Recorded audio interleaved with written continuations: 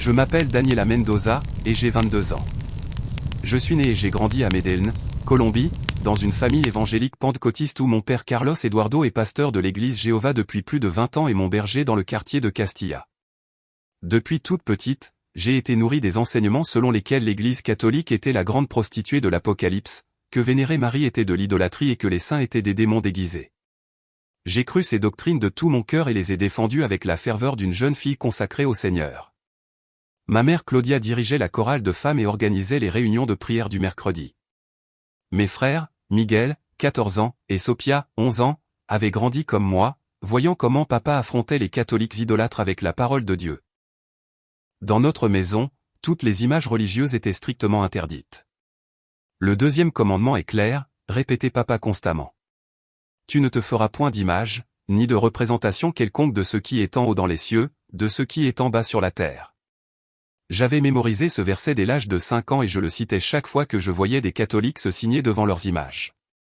Pendant mon adolescence, je suis devenu le bras droit de papa à l'église.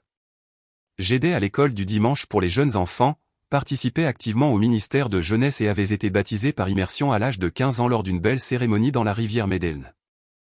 Mon cœur brûlait de servir Dieu et de défendre sa vérité contre toute forme d'idolâtrie. Le dimanche après-midi, après le culte, j'accompagnais papa dans les croisades d'évangélisation qu'il organisait dans le parc du quartier où il exposait les fausses doctrines du catholicisme. J'étais particulièrement véhémente contre la dévotion mariale. Marie n'était qu'un vase choisi par Dieu, répétais-je, reprenant les enseignements de papa, pas une déesse à adorer. Le Christ est le seul médiateur entre Dieu et les hommes.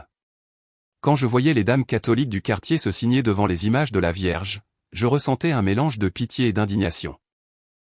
Comment pouvaient-elles être si aveugles? Comment ne comprenaient-elles pas qu'elles adoraient une créature au lieu du Créateur?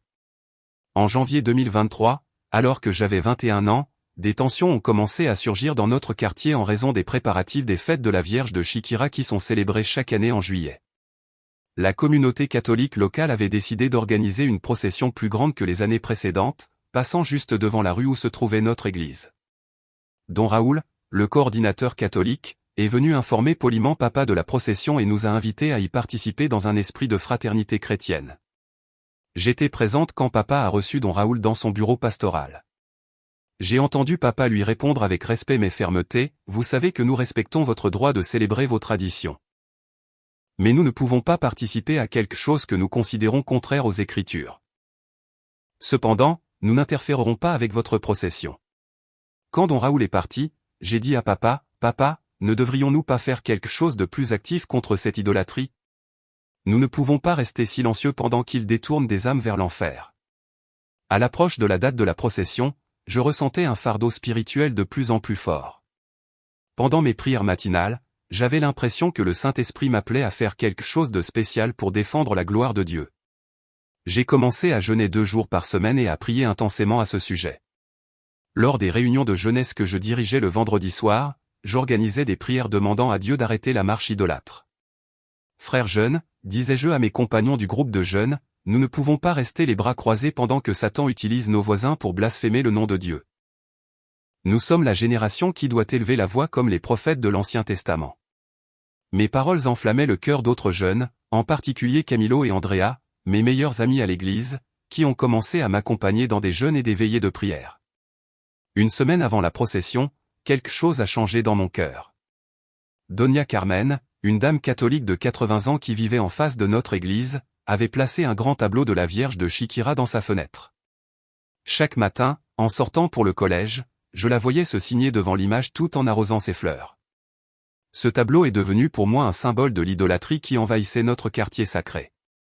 Pendant le culte du mercredi soir, tandis que papa prêchait sur les dangers de l'idolâtrie, j'ai ressenti une pression spirituelle si forte que je ne pouvais pas rester assise. Je me suis approché de l'autel pendant le temps de prière. Je suis tombé à genoux, les larmes aux yeux, et j'ai commencé à prier à voix haute. Seigneur, ton nom est blasphémé dans notre quartier. Cette fausse image de Marie détourne des âmes vers l'enfer. Utilise-moi, Seigneur, pour défendre ta gloire comme tu as utilisé Déborah et Esther. Ma prière était si intense que toute la congrégation s'est jointe à moi en criant. J'ai senti le feu du Saint-Esprit descendre sur moi et une voix claire en moi me disait, « Ma fille, j'ai vu ton zèle pour ma maison. Je t'utiliserai pour manifester ma gloire. Cette expérience m'a laissé tremblante et en pleurs pendant des heures. Maman et papa étaient impressionnés par ce qu'ils avaient vu. Cette nuit-là, après le culte, je suis allé au bureau de papa. J'avais une clarté spirituelle que je n'avais jamais expérimentée auparavant. Papa, lui ai-je dit, les larmes aux yeux, pleine d'émotion, Dieu m'a parlé pendant la prière. Il m'a montré que je devais faire quelque chose contre cette image qui est à la fenêtre de Doña Carmen. C'est une pierre d'achoppement pour les âmes de notre quartier. Comme lorsque Josia a détruit les idoles en Israël. Papa m'a embrassé avec une fierté paternelle et m'a dit, prie davantage, ma petite, laisse le Seigneur te montrer exactement ce qu'il veut que tu fasses. Pendant les jours suivants, j'ai jeûné et prié intensément. J'ai cessé de manger de la viande et des sucreries, ne prenant que de l'eau, du pain et des fruits. Je passais des heures dans ma chambre avec ma Bible, suppliant Dieu de me donner une parole prophétique claire. Je lisais encore et encore les passages sur Élie détruisant les prophètes de Baal, sur Gédéon abattant l'autel d'Astarté, sur les rois justes de Juda éliminant les lieux idolâtres. Le Seigneur me montrait des versets spécifiques, comme s'ils brillaient dans mon esprit. Tu n'auras pas d'autre Dieu devant ma face, résonnait constamment dans mon cœur. Je méprise vos fêtes, et vos assemblées ne me sont pas agréables, du livre d'Amos, se répétait chaque fois que je voyais Doña Carmen prier devant son image. Détruisez leurs autels et brisez leurs statues. D'Exode 34, 13 devint mon verset de guerre spirituelle. Pendant ces jours de jeûne intense, j'ai commencé à faire des rêves très vifs. Je rêvais que j'étais une prophétesse en Israël, détruisant des idoles païennes, tandis que le peuple de Dieu m'applaudissait. Je rêvais que Jésus lui-même me donnait un marteau de feu pour briser les fausses images. Je rêvais que les anges du Seigneur me couvraient de leurs ailes pendant que j'obéissais à la voix de Dieu. Ces rêves me confirmaient que le Saint-Esprit me préparait réellement à une mission spéciale. Le vendredi précédant la procession, pendant le dîner familial, j'ai annoncé que j'avais reçu une parole prophétique du Seigneur. Les yeux brillants d'une sainte émotion, j'ai raconté à mes parents et frères, Dieu m'a parlé clairement en prière. Il m'a dit que je devais détruire cette fausse image afin que les âmes de notre quartier ne soient pas trompées.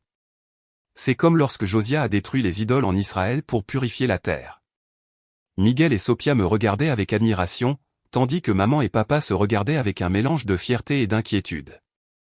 Daniela, me dit papa avec prudence, nous devons être sûrs que c'est vraiment Dieu qui te parle et non tes émotions. La destruction de la propriété d'autrui peut entraîner des conséquences légales. Mais je l'ai interrompu avec une conviction qui m'a surprise moi-même. Papa, tu as toi-même prêché que nous devons obéir à Dieu plutôt qu'aux hommes.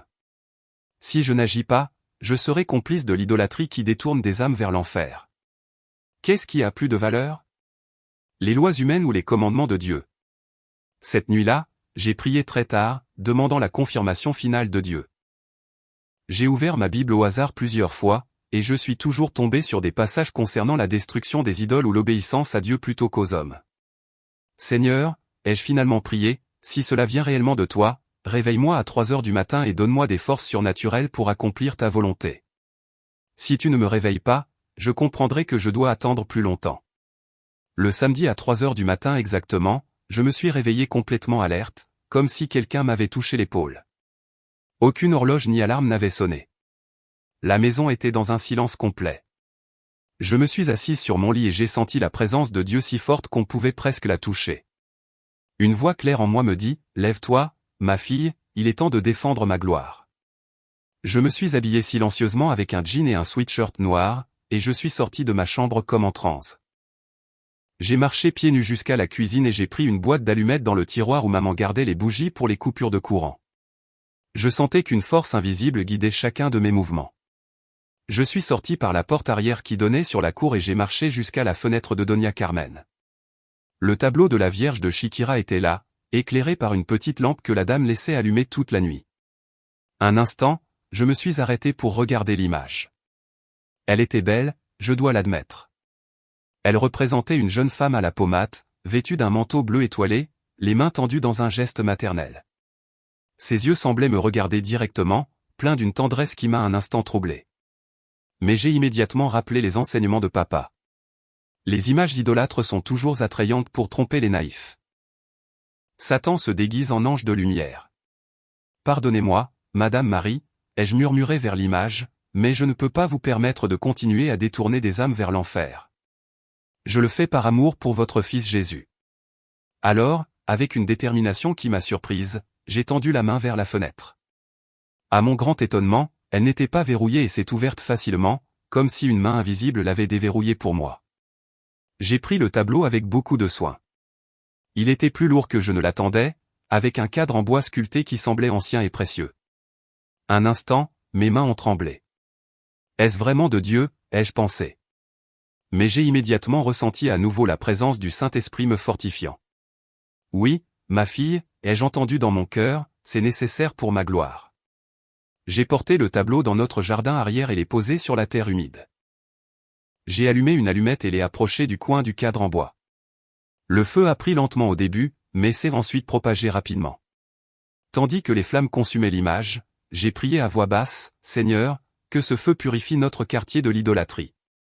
Que les âmes qui ont été trompées par cette fausse image trouvent le chemin vers toi, le seul vrai Dieu. » Voir le feu consumer l'image me produisait un étrange mélange de satisfaction spirituelle et d'une tristesse inexplicable. Tandis que les flammes grandissaient, il m'a semblé voir un instant que les yeux de la femme dans l'image me regardaient avec une tristesse profonde, non pas de colère, mais de compassion maternelle. C'est juste mon imagination, me suis-je dit. Les images ne peuvent rien ressentir, car elles ne sont que bois et peinture. Quand le tableau fut complètement consumé, j'ai ramassé les restes carbonisés et les morceaux de verre brisés du cadre et je les ai dispersés à différents endroits du jardin pour que ce ne soit pas trop évident. Puis je suis retourné dans ma chambre, j'ai retiré mes vêtements qui sentaient la fumée, les ai cachés au fond de mon placard, et me suis recouché. Avant de m'endormir, j'ai prié, « Merci Seigneur de m'avoir utilisé comme ton instrument. Que les conséquences de cet acte soient pour ta gloire. » Je me suis réveillé environ 3 heures plus tard avec les cris de Doña Carmen qui ont alerté tout le quartier. J'ai entendu papa courir dans la rue en pyjama. Je me suis habillé rapidement et suis sorti voir ce qui se passait, feignant la surprise. Doña Carmen était dans la rue, pleurant inconsolablement, entourée de plusieurs voisins catholiques qui la consolaient et regardaient notre maison avec des expressions d'indignation et de douleur. « Comment ont-ils pu faire ça ?» criait-elle en larmes. « Cette image m'a été offerte par mon défunt mari il y a 30 ans. C'était la seule chose qui me restait de lui. Pourquoi m'ont-ils fait tant de mal ?» Ces mots m'ont transpercé le cœur comme des couteaux. Pour la première fois depuis l'aube, j'ai commencé à douter si j'avais vraiment obéi à Dieu ou si j'avais agi par impulsion émotionnelle. Papa a couru vers notre maison et m'a trouvé dans le jardin, regardant les restes carbonisés du cadre. « Daniela » m'a-t-il crié avec un mélange de choc et d'admiration. « Que as-tu fait ?» Je l'ai regardé, les yeux brillants, mais maintenant avec des larmes de confusion. « Papa, j'ai obéi à Dieu. La nuit dernière, il m'a réveillé à 3 heures du matin et m'a dit clairement, « Détruis cette fausse image. » J'ai pris le tableau de la fenêtre de Doña Carmen et je l'ai brûlé ici dans notre jardin. Le Seigneur m'a donné des forces surnaturelles pour le faire. Le reste de la matinée fut un chaos total. Des policiers sont arrivés et m'ont interrogé en tant que mineur en présence de mes parents. Des voisins en colère se sont rassemblés devant notre maison, criant des accusations. Des membres de notre congrégation sont arrivés en entendant les rumeurs, certains pour me soutenir et d'autres pour questionner mes actions. À travers tout ce tumulte, j'ai maintenu mon témoignage avec fermeté, je ne regrette rien. Dieu m'a utilisé pour libérer des âmes de l'idolâtrie. Cependant, intérieurement, je commençais à ressentir une confusion croissante. Les pleurs de Doña Carmen résonnaient dans mes oreilles. L'image de ses yeux remplis de douleur quand elle disait que c'était le dernier souvenir de son défunt mari me brisait l'âme. Dieu me demanderait-il vraiment de faire quelque chose qui causerait tant de douleur à une vieille femme innocente, commençais-je à me demander en secret. Les jours suivants furent les plus difficiles de ma vie. La procession de la Vierge de Chiquira a eu lieu comme prévu, mais maintenant avec une tension palpable dans l'atmosphère. Beaucoup de catholiques du quartier nous regardaient avec ressentiment et douleur. Au collège chrétien évangélique où j'étudiais, certains camarades me voyaient comme une héroïne de la foi, mais d'autres ont commencé à se demander si j'étais allé trop loin. « Daniela » me dit ma meilleure amie Alejandra pendant la récréation, « je comprends ton zèle pour Dieu. Mais Doña Carmen est très malade depuis ce qui s'est passé. Elle n'a ni mangé ni dormi. Ne crois-tu pas que tu aurais pu chercher une autre manière de défendre la foi ?» Ces paroles m'ont profondément blessé, car j'avais aussi remarqué que Doña Carmen semblait malade depuis l'incident. Pendant les cultes de cette semaine-là, papa défendait publiquement mes actions en prêchant sur le zèle de Gédéon et la destruction des idoles par les rois justes d'Israël. Mais je commençais à remarquer une certaine tension dans sa voix, comme s'il luttait lui-même avec des doutes. Sœur Esperanza organisa une veillée de prière pour moi, déclarant que j'avais été utilisé par Dieu comme une Déborah moderne pour abattre les autels de Baal. Cependant, d'autres membres, comme frère Aurelio, exprimaient des inquiétudes quant aux conséquences de mes actions. 3 jours après l'incident, alors que je faisais mes devoirs dans ma chambre vers 23 heures. Quelque chose s'est produit qui allait changer ma vie spirituelle pour toujours. J'étais assise à mon bureau, étudiant les mathématiques, quand une présence invisible a rempli ma chambre. La température a subtilement changé, comme si quelqu'un avait ouvert une fenêtre par une fraîche journée de printemps, bien que toutes mes fenêtres fussent fermées. J'ai levé les yeux de mes livres et je l'ai vue. Près de ma commode se tenait la même femme que sur le tableau que j'avais brûlé 3 nuits auparavant. Elle était d'une beauté au-delà de toute description humaine, jeune, à la peau mate comme la nôtre, vêtue d'une robe rose pâle et d'un manteau bleu parsemé d'étoiles dorées qui semblaient vibrer de leur propre lumière. Ses mains étaient tendues vers moi dans un geste d'accueil maternel et ses yeux me regardaient avec un amour si profond que j'ai immédiatement senti toute peur disparaître de mon cœur. Mais en même temps, j'étais terrifié. Pendant 17 ans, on m'avait enseigné que les apparitions de Marie étaient des manifestations démoniaques destinées à tromper les âmes. « Va-t'en d'ici, esprit trompeur », ai-je réussi à murmurer d'une voix tremblante. Au nom de Jésus, je n'ai rien à voir avec toi. Mais elle a souri avec une tendresse si maternelle qu'elle m'a complètement désarmé. Daniela, ma fille, me dit-elle d'une voix douce comme une brise printanière, mais qui remplissait toute ma chambre, je ne viens pas te faire du mal, mais te consoler. Je suis Marie, la mère de Jésus et aussi ta mère. Sa voix avait l'accent parfait comme si elle avait grandi dans notre même quartier de Medellín. Je sais que tu as brûlé mon image par amour pour mon fils. Je ne suis pas en colère contre toi, petite. Je suis triste de la douleur que tu as causée sans le savoir, mais je comprends ton cœur sincère. Ces paroles me transpercèrent l'âme comme des épées de lumière. Mais si tu es vraiment la mère de Jésus, lui dis-je entre des larmes de confusion, pourquoi les catholiques te prient-ils? Pourquoi te mettent-ils des couronnes comme si tu étais une reine? Pourquoi t'appellent-ils mère de Dieu si Dieu n'a pas de mère? Toute ma théologie évangélique s'effondrait devant cette présence surnaturelle que je ne pouvais nier. Ma fille, me répondit-elle avec une patience infinie, je suis la mère de Jésus qui est vrai Dieu et vrai homme. C'est pourquoi je suis mère de Dieu. Non pas parce que je suis supérieure à Dieu, mais parce que mon Fils est Dieu incarné. Quand les gens me prient, ils ne m'adorent pas, mais ils me demandent d'intercéder pour eux auprès de mon Fils, comme quand toi, tu demandes à ta maman de parler à ton papa pour toi. Elle tendit la main vers moi, et je sentis comme si un courant d'amour liquide coulait à travers tout mon corps. En un instant, comme dans une vision, je vis la vérité complète sur son rôle dans l'histoire du salut. Je vis comment elle avait dit oui à l'ange Gabriel, sachant qu'elle pourrait être lapidée pour adultère. Je vis comment elle avait souffert au pied de la croix, voyant mourir son fils. Je vis comment elle avait été présente à la Pentecôte lorsque le Saint-Esprit descendit sur les apôtres. Regarde mon cœur, me dit-elle en me montrant sa poitrine où je pus voir un cœur humain transpercé par une épée, mais entouré d'une lumière dorée. Tout l'amour qui est dans mon cœur est pour mon Fils. Quand les gens m'aiment, ils apprennent à l'aimer lui plus profondément. Quand ils prient avec moi, ils apprennent à prier comme il me l'a enseigné. Je suis le chemin le plus sûr vers Jésus, car il m'a choisi pour cela depuis la croix, quand il m'a donné à Jean comme mère. La vision continua, et je vis la vraie nature de l'Église que j'avais combattue toute ma vie. Je vis au-delà des erreurs humaines et des faiblesses de ses membres et contemplais la réalité divine que Jésus avait établie. Je vis la succession apostolique, l'autorité du pape en tant que successeur de Pierre, les sacrements comme de véritables canaux de grâce divine. Je vis comment l'Eucharistie était réellement le corps et le sang du Christ.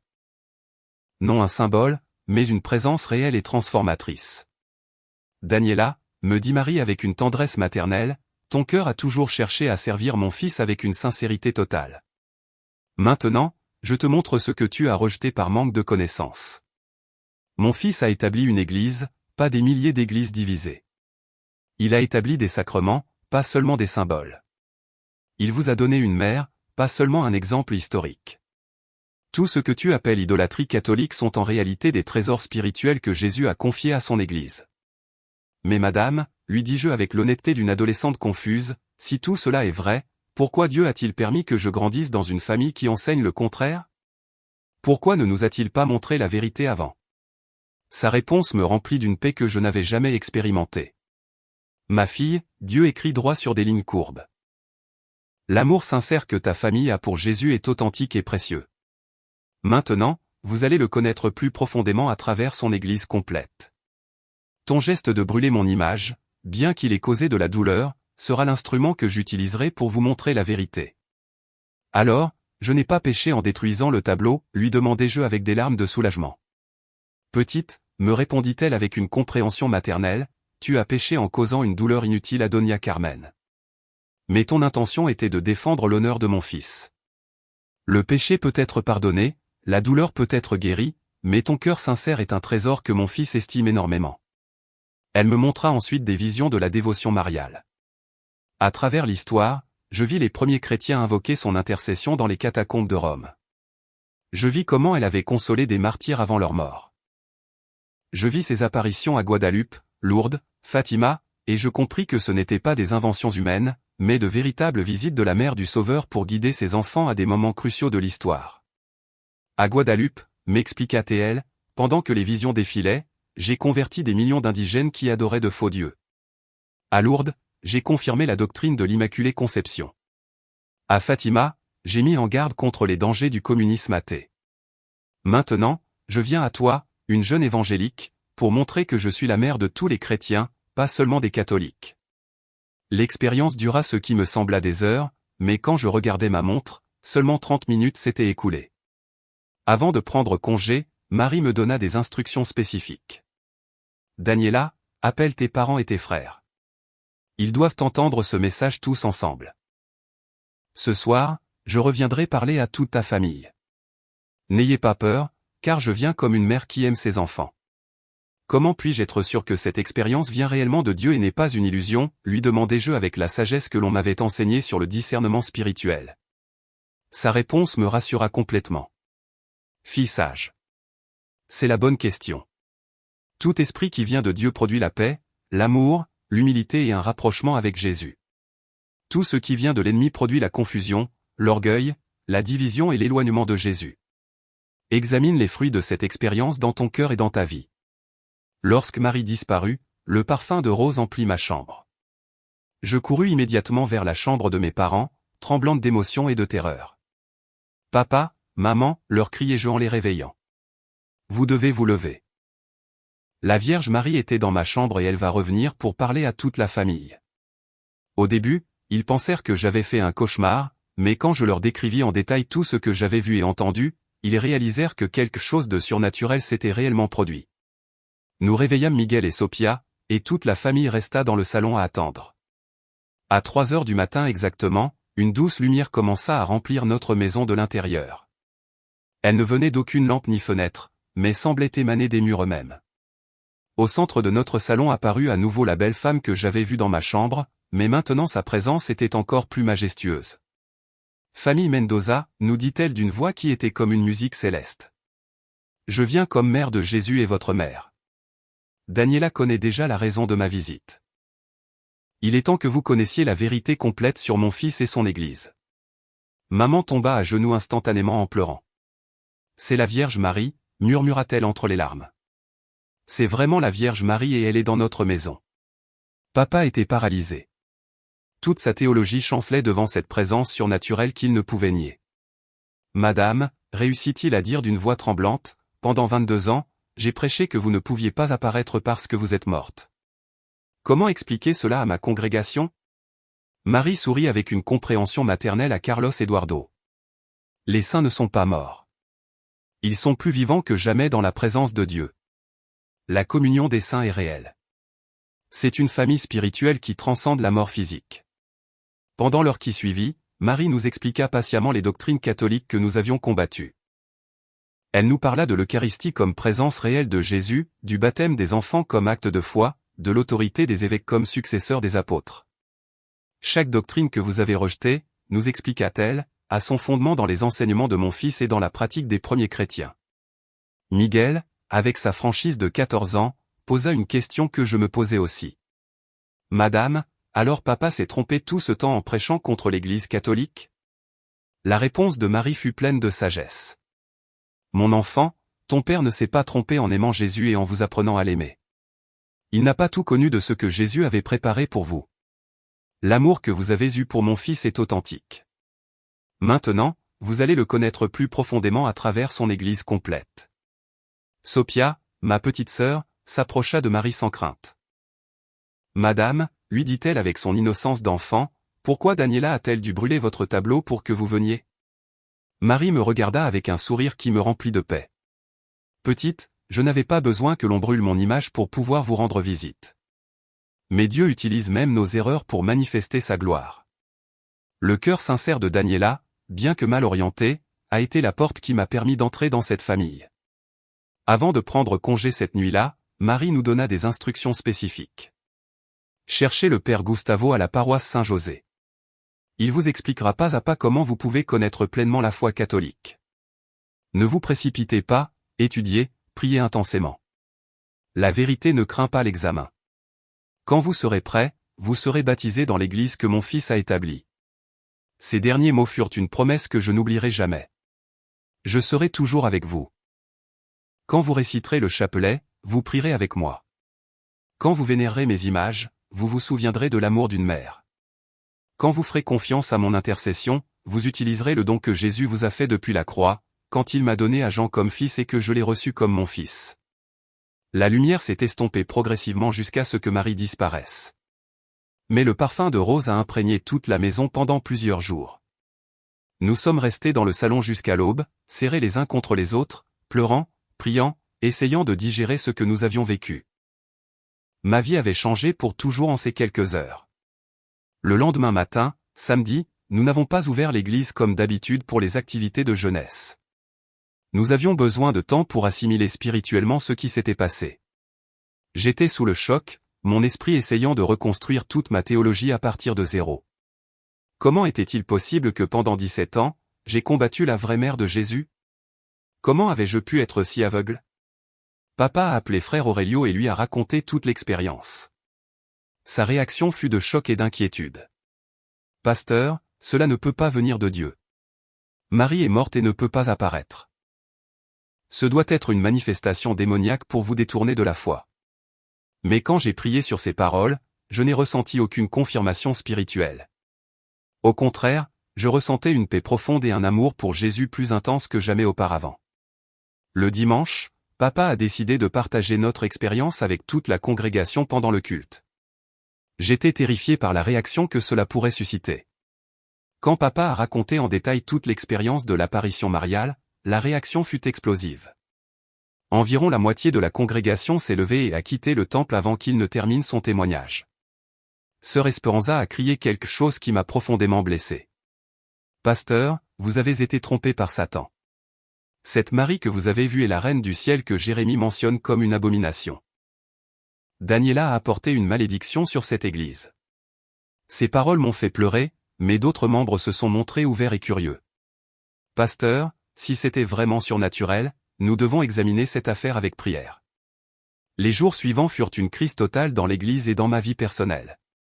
Au collège, certains camarades évangéliques ont commencé à murmurer que j'avais apostasié la foi ou que j'étais possédé par des démons Mario. Ma meilleure amie Alejandra a cessé de me parler parce que sa mère lui avait interdit de me fréquenter. Daniela, me dit-elle en larmes le dernier jour où nous avons parlé, ma mère dit que tu adores maintenant Marie et que tu peux me contaminer avec cette hérésie. Cependant, alors que j'affrontais le rejet de ma communauté évangélique, j'ai commencé à étudier intensivement l'histoire du christianisme primitif. J'ai emprunté des livres d'histoire de l'Église à la bibliothèque du collège et à la bibliothèque publique. À ma grande surprise, j'ai découvert que les doctrines catholiques que j'avais combattues avaient des racines profondes dans les premiers siècles du christianisme. La vénération de Marie comme mère de Dieu remontait au IIe siècle. Les premiers chrétiens l'invoquaient déjà dans leurs prières, comme en témoigne la prière sous ta protection du IIIe siècle. L'intercession des saints était une pratique courante dans les catacombes romaines. L'Eucharistie comme présence réelle du Christ était un enseignement unanime des pères de l'Église. Tout ce que j'avais qualifié d'invention médiévale s'avérait être une pratique apostolique authentique. Une semaine après l'apparition, suivant les instructions de Marie, toute ma famille est allée à la paroisse Saint-José, située au centre de Medellín. J'étais nerveuse, car je n'étais jamais entré dans une église catholique. En entrant, j'ai été impressionné par la beauté des images, des bougies allumées et surtout par une statue de la Vierge de Chiquira qui ressemblait exactement à la femme qui nous était apparue. Le père Gustavo Restrepo, un prêtre d'une cinquantaine d'années aux yeux bienveillants, nous a accueillis avec un mélange de surprise et de joie. « Frères évangéliques, nous dit-il calmement, vous êtes toujours les bienvenus dans la maison du Père. » Quand papa lui raconta notre expérience de l'apparition mariale, le père écouta attentivement sans interrompre, posant des questions spécifiques sur les détails de la vision.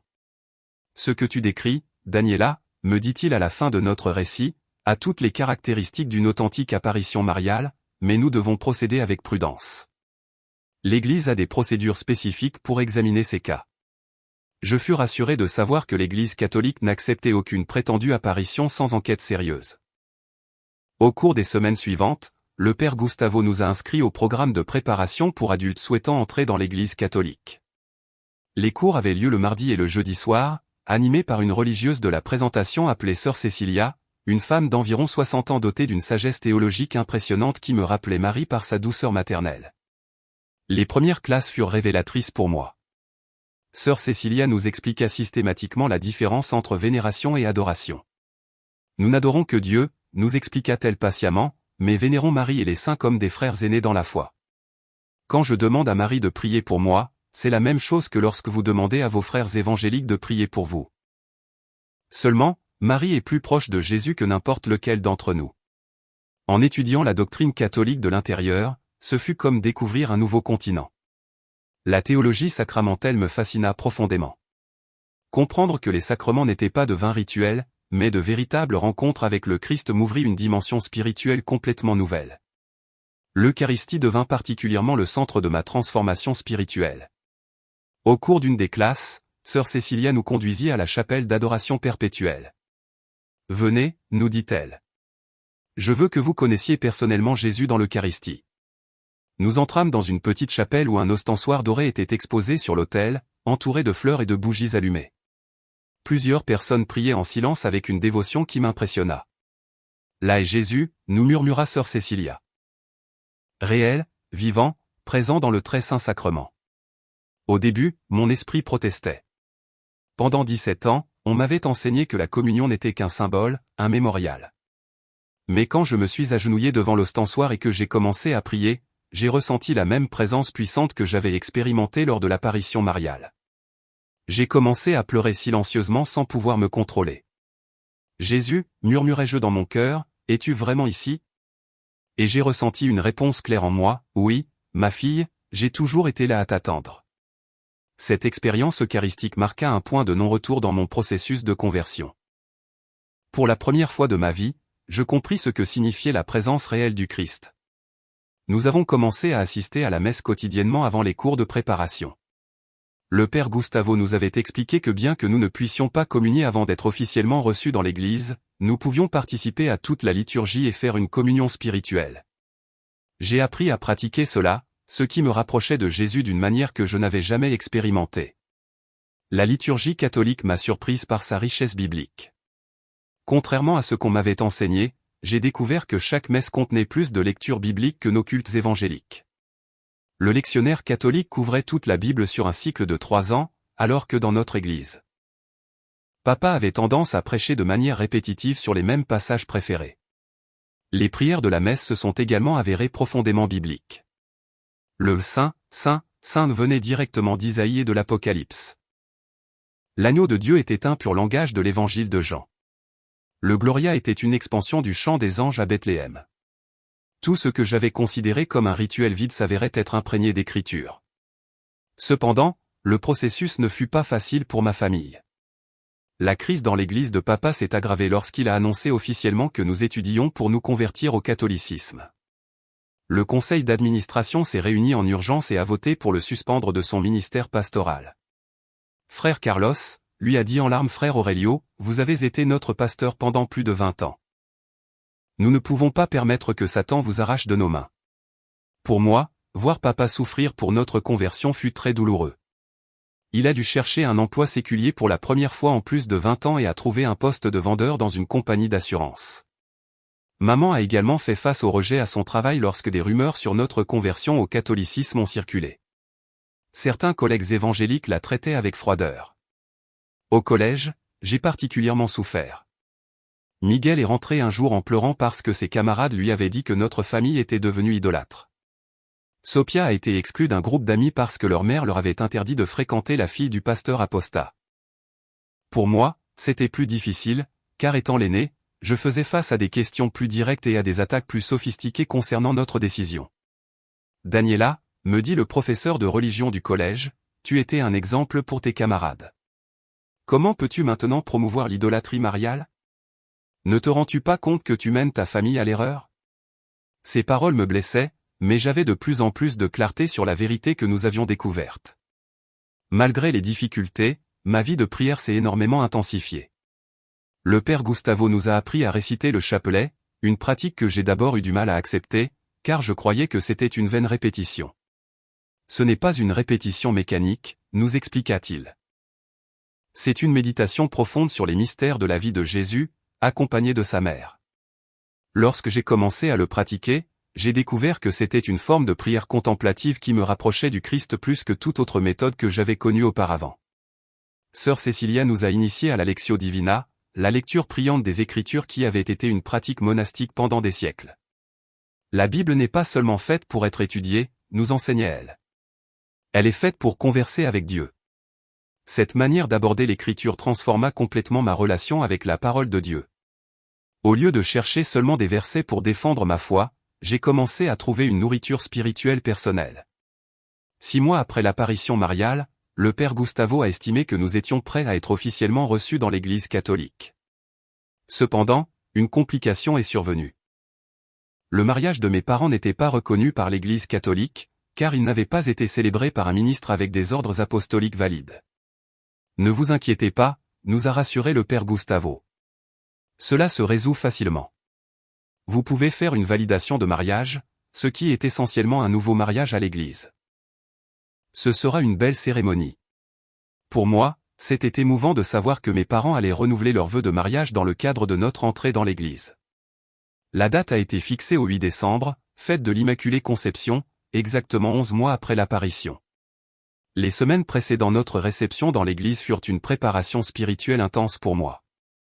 Nous avons fait une retraite de week-end au monastère bénédictin de Guatapé, dirigé par l'abbé Martin, un moine d'environ 70 ans doté d'une sagesse spirituelle impressionnante. Pendant cette retraite, j'ai expérimenté pour la première fois le silence contemplatif monastique qui m'a aidé à approfondir ma relation avec Dieu. Daniela, me dit l'abbé Martin lors d'une direction spirituelle personnelle, Dieu t'appelle à un ministère spécial. Ton expérience d'avoir combattu Marie, puis de l'avoir reçue comme mère, te donne une perspective unique pour aider d'autres jeunes évangéliques à connaître la vérité catholique. Ces paroles m'ont rempli d'espoir concernant mon avenir et ma vocation. Pendant la retraite, j'ai eu une profonde expérience de prière qui a confirmé ma décision. Alors que je priais devant une image de la Vierge de Chiquira dans la chapelle du monastère, j'ai de nouveau ressenti sa présence maternelle. Sans apparaître visiblement comme cette nuit-là, j'ai pu percevoir clairement sa voix dans mon cœur. Ma fille, maintenant tu vas connaître la plénitude des dons que mon fils a préparés pour son Église. Tu seras un instrument d'unité entre mes enfants divisés. Le 8 décembre 2023 fut le jour le plus important de ma vie, après ma première rencontre avec le Christ. La cérémonie s'est déroulée dans la cathédrale métropolitaine de Medellín, présidée par Monseigneur Ricardo Tobón, archevêque de la ville. Ce fut une magnifique célébration qui combina la validation matrimoniale de mes parents et notre réception dans l'Église catholique. Les familles qui nous avaient accompagnés dans le processus furent également reçues ce jour-là. Nous étions au total 57 personnes, y compris des enfants, qui sommes passés de l'évangélisme au catholicisme lors d'une cérémonie communautaire. L'archevêque prononça une homélie émouvante sur l'unité des chrétiens et l'importance de chercher la vérité complète. Frères, nous dit Monseigneur Tobón en nous regardant directement, vous n'abandonnez pas le Christ pour venir à l'Église catholique. Vous amenez le Christ avec vous et le trouvez dans la plénitude de ses dons sacramentels. Votre témoignage sera une semence d'unité entre les églises chrétiennes. Ces paroles confirmèrent la mission que j'avais ressentie pendant la retraite. Lorsque j'ai reçu l'Eucharistie pour la première fois, j'ai expérimenté une présence du Christ plus intense que jamais auparavant. C'était comme si toutes les saintes scènes protestantes que j'avais prises pendant des années avaient été une préparation à ce moment de rencontre réelle avec le corps et le sang du Seigneur. J'ai pleuré d'émotion en sentant Jésus si proche, si réel, si vivant en moi. Après la cérémonie, Doña Carmen, la dame dont j'avais brûlé le tableau de la Vierge, s'est approchée de notre famille, les larmes aux yeux. Famille Mendoza, nous dit-elle, pardonnez-moi d'avoir eu du ressentiment envers vous. Maintenant, je comprends que tout faisait partie du plan de Dieu pour vous amener à l'église. Son étreinte de pardon fut l'un des moments les plus émouvants de la journée pour moi. Je demandai à parler en privé à Doña Carmen. Doña Carmen, lui dis-je en pleurant, pardonnez-moi d'avoir brûlé votre tableau de la Vierge. Je ne savais pas ce que je faisais. Je pensais obéir à Dieu, mais je blessais votre cœur et le cœur de Marie. Elle m'a serré dans ses bras comme une grand-mère. Ma petite, la Vierge Marie a utilisé ton action pour se manifester à ta famille. Ne regrette pas d'avoir été un instrument de Dieu, même si tu ne le comprenais pas à ce moment-là.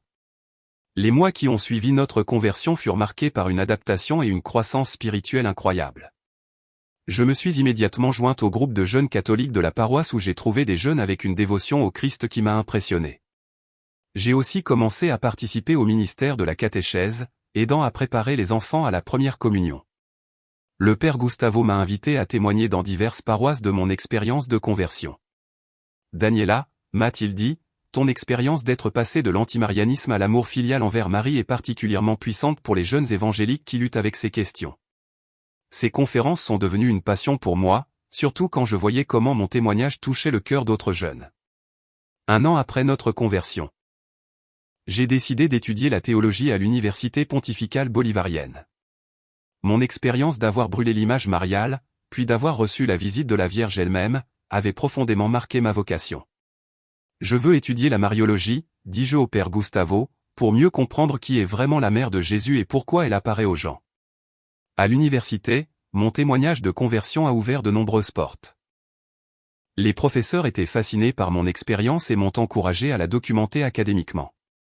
Ma thèse de fin d'études portait sur la pédagogie mariale dans les apparitions contemporaines, utilisant notre témoignage familial comme principale étude de cas. Le travail a été si bien accueilli que j'ai été invité à le présenter lors de congrès mariologiques. Pendant mes études, j'ai approfondi ma compréhension des raisons pour lesquelles Marie apparaît particulièrement aux protestants en Amérique latine. J'ai découvert qu'il y a un schéma historique. Elle vient comme un pont d'unité, montrant qu'elle est la mère de tous les chrétiens, pas seulement des catholiques. Sa pédagogie mène toujours vers le Christ et vers l'unité de son Église. Miguel a également eu son propre processus d'adaptation, tout aussi beau. Il a étudié la communication sociale avec une spécialisation dans les médias catholiques. Son projet de fin d'études était un documentaire sur les familles évangéliques converties au catholicisme en Colombie, utilisant notre témoignage comme fil conducteur. Le documentaire intitulé Le Pont de Marie a été diffusé par EWTN et a remporté plusieurs prix dans des festivals de cinéma catholiques internationaux. Sophia, maintenant âgée de 14 ans, a commencé à manifester une vocation religieuse. Elle a entamé un processus de discernement vocationnel avec les Sœurs de la Charité dominicaine de la Présentation, la même congrégation que Sœur Cécilia qui nous avait préparés à la conversion.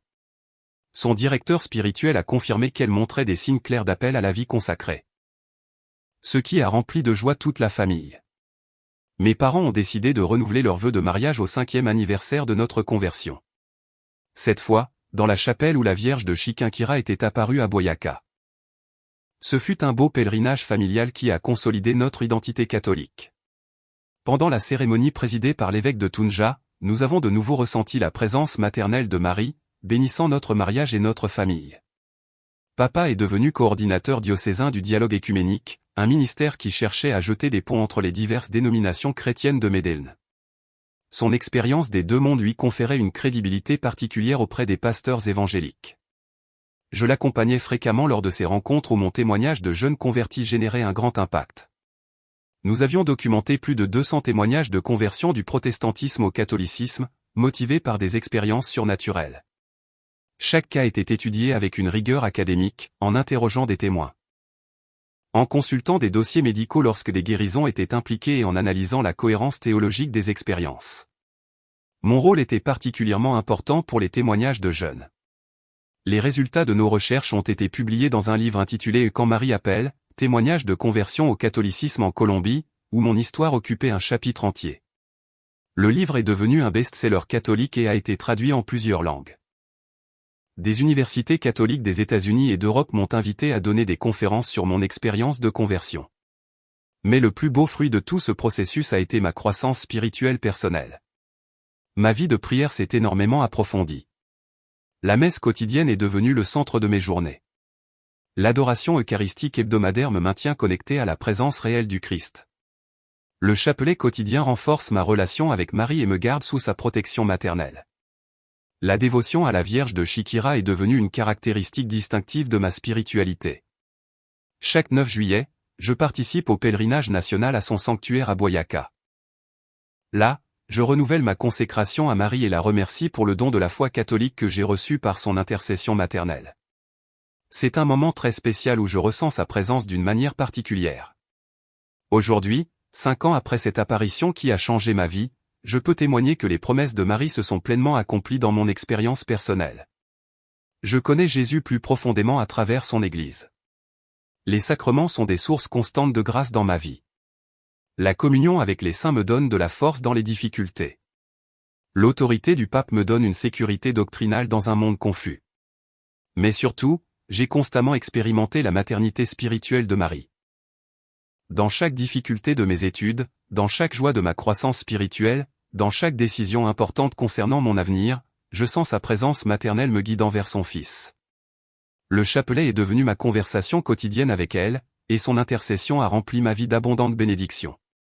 Mon ministère actuel de conférencière sur la conversion au catholicisme me permet de jeter des ponts entre des frères chrétiens divisés, en utilisant mon expérience des deux mondes pour promouvoir la compréhension mutuelle. Bien que tous les évangéliques ne se convertissent pas au catholicisme, beaucoup ont développé un plus grand respect et une meilleure compréhension de la foi catholique après avoir pris connaissance de mon témoignage personnel. Le centre de documentation où je collabore continue de recevoir de nouveaux témoignages chaque mois. J'ai identifié des schémas intéressants. La plupart des apparitions mariales aux protestants se produisent chez des jeunes en quête spirituelle profonde. Marie se présente toujours comme une mère aimante, jamais comme une figure menaçante. Ces messages mènent toujours vers le Christ et son Église, jamais vers elle-même comme fin ultime. Ces schémas ont été présentés lors de congrès mariologiques internationaux où ma perspective de jeune converti apporte une vision unique. Plusieurs théologiens ont utilisé mes analyses pour développer des théories sur le rôle de Marie dans la nouvelle évangélisation et le dialogue écuménique avec les nouvelles générations. La plus belle transformation a été personnelle. La jeune femme qui a un jour brûlé une image mariale par un zèle mal orienté est devenue l'une des plus jeunes spécialistes en mariologie d'Amérique latine. Mon témoignage personnel de conversion de l'antimarianisme à l'amour filial envers la Mère de Dieu est particulièrement puissant parmi les jeunes évangéliques de ma génération. Quand je réfléchis à tout ce processus, je m'émerveille de la pédagogie divine. Dieu a utilisé même mon erreur et mes préjugés comme des occasions de grâce. La destruction du tableau marial qui semblait un acte de rejet envers Marie est devenue l'occasion pour elle de se manifester et de nous appeler à la plénitude de la foi. Cette expérience m'a appris que Dieu écrit droit sur des lignes courbes. Mes 17 années de formation évangélique n'ont pas été du temps perdu, mais une préparation à une foi catholique plus profonde. L'amour sincère que j'avais pour Jésus est devenu un fondement solide pour aimer Jésus dans la plénitude de son Église. Aujourd'hui, lorsque je partage mon témoignage avec de jeunes évangéliques, j'insiste toujours sur le fait que je ne viens pas attaquer leur foi, mais partager la plénitude que j'ai trouvée. Frères, leur dis-je, vous aimez Jésus sincèrement et il vous aime, mais il veut vous donner encore plus que ce que vous avez connu jusqu'à présent. L'Église catholique n'est pas l'ennemi de votre foi, mais votre foyer définitif. La réponse varie toujours chez les jeunes. Certains s'offensent et rejettent mon témoignage. D'autres se montrent curieux et commencent des processus de recherche. Quelques-uns vivent des conversions similaires à la mienne, mais tous, sans exception, restent avec des questions qu'ils ne s'étaient pas posées auparavant. Ma prière constante est que le Saint-Esprit continue d'utiliser mon témoignage pour la gloire de Dieu et l'unité des jeunes chrétiens. Que Marie, la mère de l'Église, continue d'être un pont de réconciliation entre ses enfants divisés. Que mon expérience personnelle inspire d'autres familles et surtout d'autres jeunes à chercher la vérité complète avec un cœur ouvert et humble. En ce 5e anniversaire de ma conversion, je renouvelle ma consécration à la Vierge Marie et mon engagement envers l'Église catholique. Je remercie infiniment le don de la foi catholique et promets de continuer à travailler pour l'unité de tous les chrétiens sous le manteau maternel de Marie, mère de l'Église et étoile de la nouvelle évangélisation, qui guide spécialement les jeunes vers la vérité complète en son Fils Jésus-Christ.